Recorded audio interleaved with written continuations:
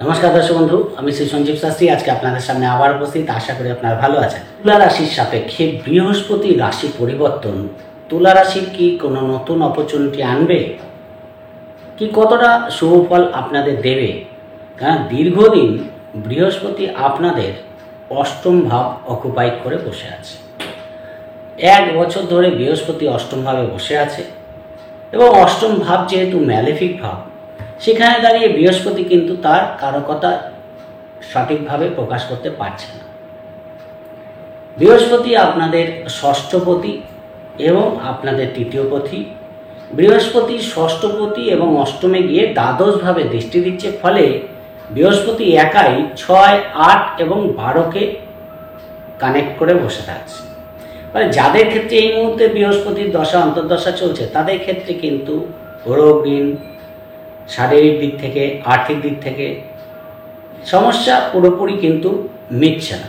কারণ অষ্টম, ষষ্ঠ এবং দ্বাদশ তিনটে ম্যালেফিক ঘরকে কানেক্ট করে বৃহস্পতি কিন্তু বসে আছে। বৃহস্পতির দৃষ্টি আপনাদের দ্বাদশভাবে, আপনাদের দ্বিতীয়ভাবে, আপনাদের চতুর্থভাবে পড়ছে। সেখানে দাঁড়িয়ে কিছু ফিনান্সিয়াল সাপোর্ট হয়তো হচ্ছে, কিন্তু টাকা পয়সা যে জমছে তা না, নানা পারপাসে সেটা খরচা হয়ে যাচ্ছে। ফলে লাভের লাভ কিছু দেখতে পাচ্ছেন। হয়তো টাকা পয়সা আসছে কিন্তু সেটা না থাকছে, তো তাতে লাভ কি হচ্ছে, এইরকম ব্যাপারটা হচ্ছে। দ্বাদশভাবে দৃষ্টি পড়ে আছে, ব্যয়টা প্রচণ্ড মাত্রায় বাড়াচ্ছে। পারিবারিক কারণে হোক, যে কোনো কারণেই ব্যয় বাড়াচ্ছে। আসছে টাকা, খরচা হয়ে যাচ্ছে। টাকা সেভিংস কিন্তু হচ্ছে না। এইবার বৃহস্পতি ভাগ্যস্থানে আসছে।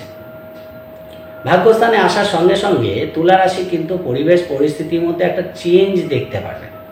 কারণ বৃহস্পতি মূল ত্রিকোণে আসছে আপনার রাশির ভাগ্যস্থানে, সঙ্গে সঙ্গে আপনাদের রাশির ওপর বৃহস্পতি দৃষ্টি পড়বে, আপনাদের তৃতীয়ভাবে বৃহস্পতি দৃষ্টি পড়বে এবং আপনাদের পঞ্চমভাবে বৃহস্পতি দৃষ্টি পড়বে। তাহলে এর ফলে হঠাৎ করে তুলা রাশির ক্ষেত্রে একটা চেঞ্জ কিন্তু আসবে, যেটা কিন্তু আপনাদের জন্য অবশ্যই যথেষ্ট শুভ ফল দিয়ে যাবে। কারণ বৃহস্পতি একাই রাশি পঞ্চম নবম মূল ত্রিকোণকে টাচ করে বসে থাকছে, সঙ্গে তৃতীয় ভাবকে কানেক্ট করছে। তাহলে বৃহস্পতি যখন শুভভাবে আসে এবং শুভ ঘরগুলোতে দৃষ্টি দেয়, তখন অবশ্যই কিন্তু অনেক বেশি পজিটিভ ফল দেওয়ার জায়গা বৃহস্পতি তৈরি করে। ভাগ্যস্থানে যখনই বৃহস্পতি গোচর হবে, অর্থাৎ 14ই মে 2025 থাকবে, মে মাসের 2026-এর মে মাস পর্যন্ত। এই যে 1 বছর থাকবে, এর মধ্যে মাত্র নভেম্বর ডিসেম্বরের 6 তারিখ পর্যন্ত আপনাদের কর্কট রাশিতে অর্থাৎ দশমভাবে গোচর করবে। আবার বকরি হয়ে সে কিন্তু মিথুন রাশিতেই অবস্থান করবে। মার্চ মাসে 12 তারিখে বৃহস্পতি মার্গী হবে মিথুন রাশিতে, আবার মে মাস পর্যন্ত থাকবে। অর্থাৎ কিছু সময়ের জন্য কর্কট রাশিতে আসবে, আবার মিথুন রাশিতে ফিরে যাবে। এই যে স্প্যানটা, এই স্প্যানে কিন্তু আপনাদের ভাগ্যের একটা বড় চেঞ্জ কিন্তু দেখতে পারবেন। ভাগ্য হঠাৎ করে আপনাদের চেঞ্জ হবে। আগের থেকেই যে কিছু বুঝতে পারছেন তা না, কিন্তু হঠাৎ করেই কিন্তু ভাগ্য একটা পজিটিভ চেঞ্জ দেবে। কেন বৃহস্পতি আসছে। চেঞ্জ কেন দেবে? চেঞ্জ এই কারণে দেবে যে 14 তারিখে বৃহস্পতি গোচর হচ্ছে এবং 19 তারিখে রাহুর গোচর হচ্ছে। রাহু আপনাদের পঞ্চমে আসছে, বৃহস্পতি এবং রাহুর কিন্তু দৃষ্টি বিনিময় হচ্ছে। ফলে একটা চেঞ্জ কিন্তু আসবে, যেটা আপনাদের জন্য অবশ্যই বেটার চেঞ্জ হবে। ভাগ্য যথেষ্ট সুপ্রসন্ন থাকবে। ভাগ্যস্থানে বৃহস্পতির অবস্থান এডুকেশনের দিক থেকে, আপনাদের ভাগ্যের দিক থেকে, পিতৃস্থানের দিক থেকে, হায়ার এডুকেশনের দিক থেকে আপনাদের কিন্তু শুভ ফল দেবে। দ্বিতীয় সন্তান যারা নিতে চাইছেন, একটা সন্তান আছে, দ্বিতীয় সন্তান নিতে চাইছেন বা দ্বিতীয় সন্তানের ক্ষেত্রে উন্নতির সম্ভাবনা বা প্রাপ্তির যোগ কিন্তু দেখতে পারবেন। ফলে সেই জায়গাটাও কিন্তু আপনারা ভালো পাবেন। ফলে ভাগ্যের একটা শুভ পরিবর্তন কর্মজীবনে এবং ব্যবসার দিক থেকে একটা কিন্তু শুভ চেঞ্জ আপনাদের আনবে। 3টি নক্ষত্র পাস করবে, মৃগশিরা, আদ্রা, পুনর্বসু, অর্থাৎ মঙ্গলের নক্ষত্র, রাহুর নক্ষত্র এবং বৃহস্পতি নিজের নক্ষত্র পাস করবে এই 1 বছরে। ফলে 3টে পার্টে কিন্তু ফল দেবে। সেই পার্টগুলো কিন্তু আপনারা ক্রমশ কিন্তু জানতে পারবেন। এই যে ভাগ্যস্থানে আসবে রাহুর দৃষ্টিও কিন্তু পাশাপাশি বৃহস্পতির ওপর পড়ছে।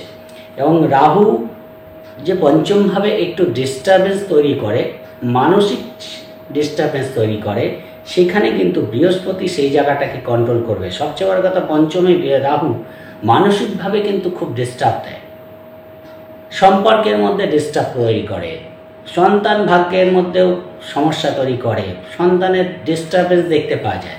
সেই জায়গাগুলোকে কিন্তু বৃহস্পতির ভাগ্যস্থানে গোচর হওয়ার পরে অনেকটা কন্ট্রোল হবে। রাহুর যে পঞ্চমে অবস্থানের জন্য প্রেম, সন্তান, এই জায়গাগুলো ব্যক্তিগত জীবনে যে ডিস্টারবেন্স তৈরি হয়, সেখান থেকেও কিন্তু বৃহস্পতি আপনাদের রক্ষা করবে, শুভ ফল দেবে। সেই রাহুর নেগেটিভ ফলকে কমানোর চেষ্টা করবে, আপনাদের রাশিতে দৃষ্টি দেবে, ফলে সেই দিক থেকেও ভালো ফল পাবেন। আপনাদের রাশিতে দৃষ্টি দেবে, আপনাদের জ্ঞান বুদ্ধির বিকাশ, আপনাদের চিন্তা ভাবনার মধ্যে পজিটিভনেস, কোথায় ভুল হচ্ছে, কোথায় ভুল ত্রুটি হয়েছে, সেগুলোকে রেকটিফাই করে আবার সঠিক পথে চলা, এই জিনিসগুলো কিন্তু বৃহস্পতি আপনাদের মেন্টালভাবে সাপোর্ট দেবে এবং নিজের ভুল ত্রুটি সংশোধন করে আরও পজিটিভভাবে এগিয়ে যাওয়ার একটা মেন্টালিটি আপনাদের তৈরি হবে। সেখান থেকেও কিন্তু কোনো কিছু শেখার প্রতি আগ্রহ, কোনো কিছুকে জানার একটা মানসিকতা, কিছু ক্ষেত্রে কিছু স্পিরিচুয়ালিটি আপনাদের মধ্যে কিন্তু দেখতে পাওয়া যাবে। কোনো ধার্মিক ক্রিয়াকর্ম করা, কোনো গুরুর দীক্ষা লাভ, এই জায়গাগুলো কিন্তু আপনারা এই আগামী 1 বছরে দেখতে পারবেন। সেই জায়গাটা কিন্তু বৃহস্পতির মতো গ্রহের দৃষ্টি যখন কোনো রাশির উপর পড়ে, সেটা তার শত্রু রাশি হোক বা মিত্র রাশি হোক, অবশ্যই কিন্তু সেখানে সে শুভ ফল দিয়ে থাকে।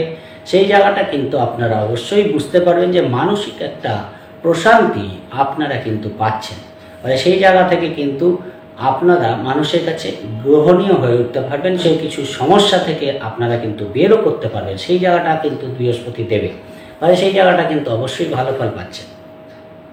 যারা হায়ার এডুকেশনের সঙ্গে যুক্ত আছে, মেডিকেল সায়েন্স নিয়ে পড়ছে, MBA করছে বা যে কোনো মাস্টার্স করছে, সেই দিক থেকে কিন্তু আপনারা অনেকটাই বেটার ফল পাবেন, আমি কিন্তু সেই জায়গাটা বলে দিলাম। ফলে এডুকেশন সেক্টরটা অনেকটাই বেটার হবে। এবং তৃতীয় ভাবে দৃষ্টি, তৃতীয় ভাব বৃহস্পতির নিজের ঘর, ধনুরাশি আপনাদের তৃতীয় ঘর। তৃতীয় ঘর কি? ঊর্জা, মানসিক স্ট্রেংথ আপনাদের বৃদ্ধি পাবে, আপনাদের মধ্যে একটা পজিটিভ এনার্জি, কাজ করার মানসিকতা, এবং যে নেটওয়ার্কগুলো আপনাদের হয়তো কোনো কারণে বন্ধ হয়ে গেছিলো, সেই নেটওয়ার্কগুলোকে আবার কি করে অ্যাক্টিভ করা যায়, যে বন্ধু সার্কেলটা বন্ধ হয়ে গেছিলো, যে ফিল্ডটা আপনাদের বন্ধ হয়ে গেছিলো, সেই সার্কেলটাকে কি করে আবার পজিটিভ করা যায়, সেই রিলেশনগুলোকে কী করে পজিটিভ করা যায়, নেটওয়ার্কটা কীভাবে পজিটিভ করা যায়, এই চিন্তা ভাবনা কিন্তু আপনাদের মধ্যে নতুন নতুন পরিকল্পনার সৃষ্টি করবে, যেগুলো কিন্তু আপনাদের ক্ষেত্রে অনেকটা অ্যাক্টিভিটিকে বাড়ানোর চেষ্টা করবে। আপনাদের মধ্যে একটা আলাদা উদ্যম কিন্তু দেখতে পাওয়া যাবে। তৃতীয় ভাব কি? ঊর্জা। তৃতীয় ভাব মনের যে একটা স্ট্রেংথ, সেটা আমরা তৃতীয় ভাব থেকে দেখি। লগ্ন হচ্ছে আপনি নিজে, তৃতীয় ভাব হচ্ছে আপনার মানসিক স্ট্রেংথ বা আপনার ঊর্জা, আপনার যে কর্ম করার তাগিদ, আপনার যে পরিকল্পনা, সেগুলো ম্যাক্সিমাম কিন্তু আমরা তৃতীয় ভাব থেকে দেখি। এবং তৃতীয় ভাব অর্থাৎ পঞ্চম ভাব থেকে তার বহিঃপ্রকাশ দেখতে পাওয়া যায়। সেখানে দাঁড়িয়ে তৃতীয় ভাবে দৃষ্টি পড়বে, রিলেশনগুলো ভালো হবে। যে রিলেশনগুলো কোনো কারণে ভেঙে গেছিলো, সেই রিলেশনগুলোকে ভালো করবে, ভাই বোনের সঙ্গে সম্পর্কের মধ্যে পজিটিভনেস তৈরি করবে, সেই জায়গাগুলো আপনারা কিন্তু দেখতে পারবেন। সেখান থেকে ভালো ফল পাবেন।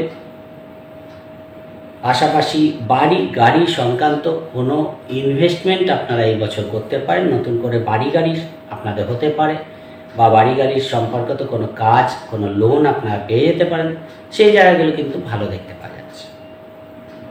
পঞ্চমভাবে দৃষ্টি পড়বে, কিন্তু পঞ্চমভাবে রাহুর অবস্থান করছে 4 দিন পরে, অর্থাৎ বৃহস্পতি 14 তারিখে ঢুকছে আপনাদের ভাগ্যস্থানে, পঞ্চমভাবে রাহু ঢুকছে। রাহু যদি শুধু পঞ্চমভাবে ঢুকতো তাহলে কিন্তু সমস্যা তৈরি করতো। রাহু যেমন একদিকে এন্টারটেনমেন্ট দেয়, সেমনি কিন্তু মানসিক ডিস্টারবেন্সও প্রচুর দেয়, সম্পর্ক ভাঙার চেষ্টা করে, তৃতীয় ব্যক্তি প্রবেশ করায়, ভুল বোঝাবুঝি তৈরি করে সম্পর্কের মধ্যে। এই জায়গাগুলো থেকে কিন্তু বৃহস্পতি আপনাদের বের করে আনার চেষ্টা করবে, সম্পর্কের মধ্যেও একটা ব্যালেন্স রাখার চেষ্টা করবে। রাহু যে সম্পর্কটাকে ভাঙার চেষ্টা করবে, রাহু যে সন্তানের দিক থেকে ডিস্টারবেন্স আনার চেষ্টা করবে, সন্তানের মধ্যে কিছু অবাধ্যতা আনার চেষ্টা করবে, সেই জায়গাটা কিন্তু বৃহস্পতি কন্ট্রোল করার চেষ্টা করবে। ফলে বৃহস্পতির এই মুহূর্তে কিন্তু খালি ভাগ্যস্থানে গোচর করছে তা না, রাহুকে পুরোপুরি কিন্তু গার্ড করে রাখছে।